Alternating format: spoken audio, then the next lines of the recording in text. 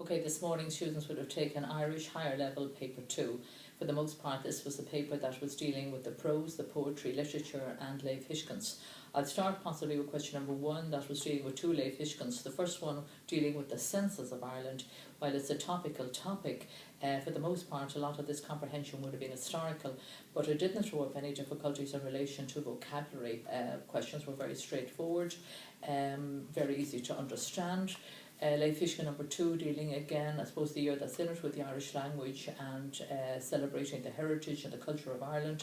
Again, it is a topic that students would have done a lot of work on during the course of the year. So again, I think they would have been happy with the Leif Hishkins. Questions were quite numerous, quite long. I hope they timed themselves well.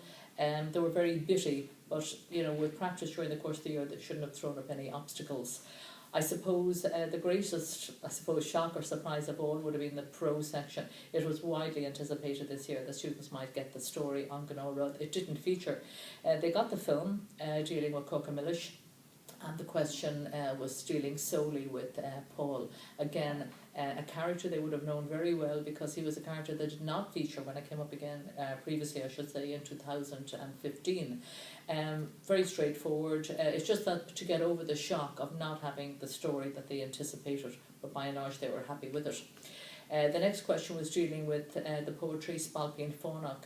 Spalpeen Fónach would be the least popular of the 5 prescribed poems, but the questions were very straightforward. Maybe one question a little bit technical on metre, but it would be an area that I would imagine they would have got, because they can't ask on the poet because we don't know who wrote it, the poet. So again, the poem is printed, so once they can translate it, they had by and large all the information to answer any question. Question number 4 is divided into 6 parts, and you answer 1. I suppose on 3 it will be by far the most popular choice of students throughout the country. It was a question dealing with the unmerciful, cruel way that Moira was treated in Ireland in the 60s.